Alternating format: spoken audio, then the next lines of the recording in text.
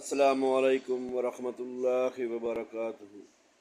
الحمد للہ وقفا والصلاة والسلام علی من لا نبی بعد، اما بعد فاعوذ باللہ السمیع العلیم من الشیطان الرجیم، بسم اللہ الرحمن الرحیم۔ یا ایہا الذین آمنوا لا تلہکم اموالکم ولا اولادکم عن ذکر اللہ ومن يفعل ذلك فأولئك هم الخاسرون۔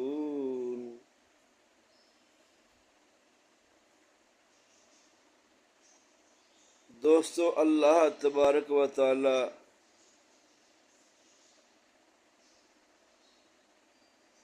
قرآن مجید فرقان حمید میں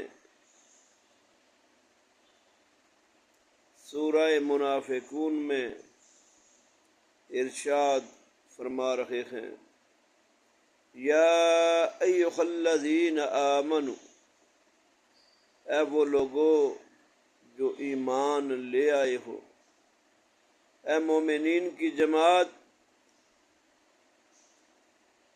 لا تلہکم اموالکم ولا اولادکم، تمہیں تمہارے اموال، تمہارے مال، تمہاری تجارت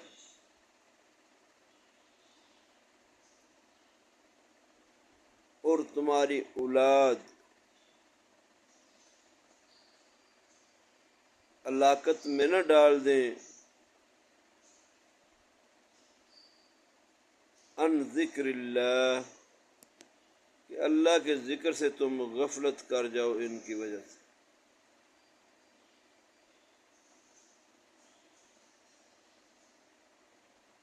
اے وہ لوگوں جو ایمان لائے ہو، تمہارے مال اور تمہاری اولادیں تمہیں اللہ کے ذکر سے غافل نہ کر دیں، اور اپنی اس غفلت کی وجہ سے تم بربادی کی طرف چلے جاؤ، ہلاکت کی طرف چلے جاؤ، جہنم کی طرف چلے جاؤ۔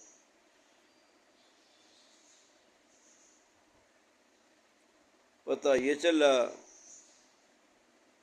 کہ انسان کو مال کی ہرس، مال سے محبت اور اولاد سے محبت، اولاد کی ہرس بہت زیادہ ہے۔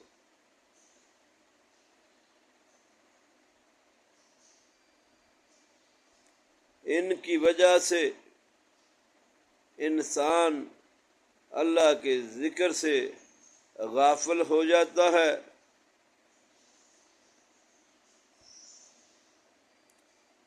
ان کی وجہ سے انسان اللہ کے احکام کو چھوڑ دیتا ہے، پیچھے کر دیتا ہے، ان کو زیادہ اہمیت دیتا ہے۔